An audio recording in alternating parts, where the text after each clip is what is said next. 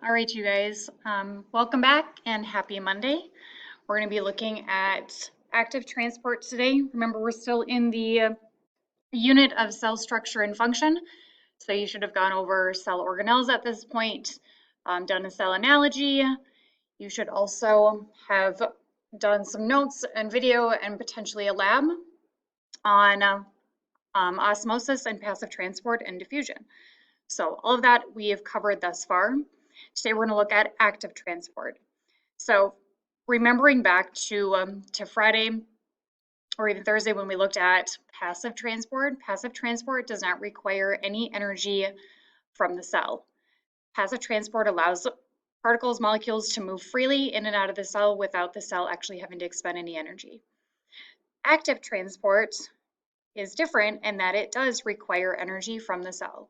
So active, think energy. Like it says, cells often have to move materials against the concentration gradient.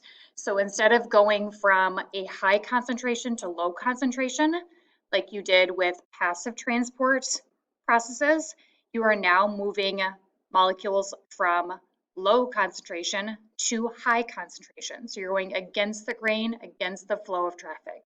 So it's opposite of what passive would be.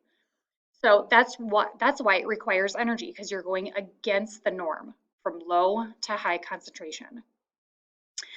This happens when we either need to move in that concentration pattern or you have to move larger molecules.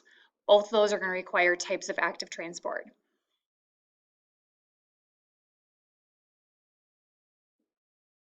So because active transport does require energy, the energy is in the form of ATP or adenosine triphosphate. That's the type of energy that's used to move these molecules from low to high concentration. Also, this type of transport requires proteins called transport proteins, very fittingly, which are embedded in the cell membrane of the cells. So I will show you what that looks like and give you some examples as well.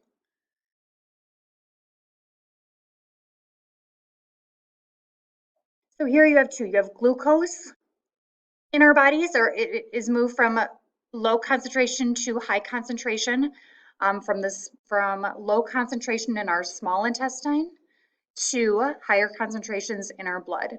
So that is how glucose is moved. It requires energy, part of active transport, again, moving from low to high. So it's going against the grain. So it requires that ATP energy to be used. And you'll note this purple oval structure in the cell membrane, that is the transport protein being used. So it must use that transport protein to move from one side of the cell to the other. It cannot just pass freely through anywhere. That would be passive transport.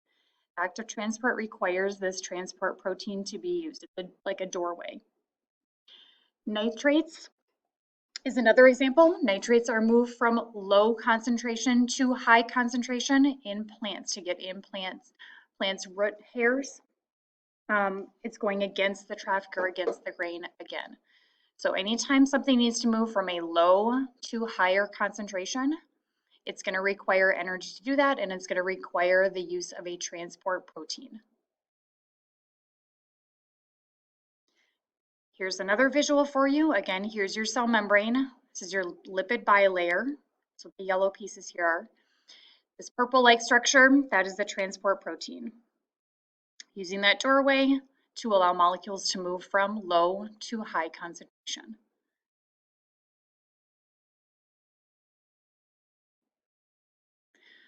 Larger molecules cannot always use a transport protein.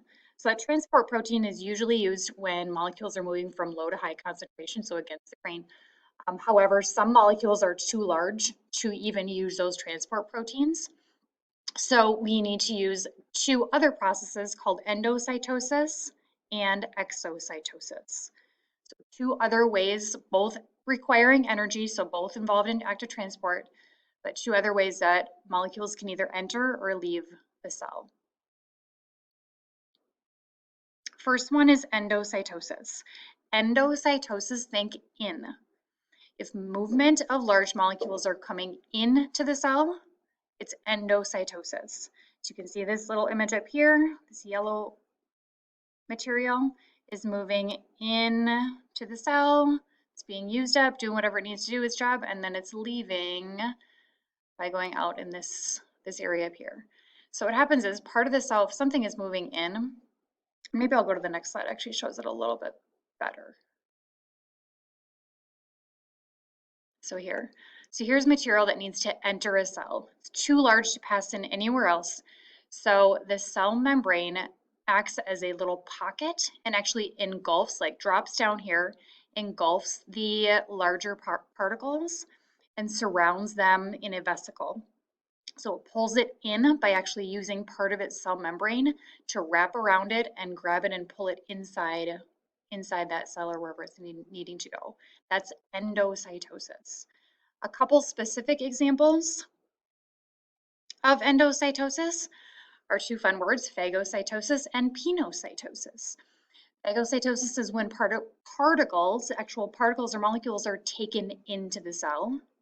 And pino, so in phago people think like eating, right? So the cell is consuming or eating. It's not necessarily doing that, but that's one way you can think of it. Consuming or eating in phagocytosis, where pinocytosis is the cell drinking, or it's liquid being taken into the cell. So both are types of active transport, both are types of endocytosis, molecules or particles moving in, but the phagocytosis moves the actual particles, where pinocytosis moves liquid into the cell. And then lastly, we have exocytosis. Exocytosis, think exit. If particles or molecules need to leave a cell that are too large to pass through anywhere else, they're going to leave by exocytosis or exiting. So similar to your endocytosis, in exocytosis, that vesicle that's inside the cell needs to leave. It's exiting. So the vesicle comes up to the cell membrane, opens up, kind of reattaches the cell membrane to the outer part of the cell here, reattaches, and then the molecules or particles that are leaving exit out, and that cell membrane reattaches. So that's exocytosis, or when particles or molecules are leaving a cell. So endo, moving in, engulfing, wrap around it, pull it in. Exocytosis, going up to the edge and releasing the particles back out. That is active transport. Go ahead and go back through, pause, review, and make sure to ask your teacher if you have any questions.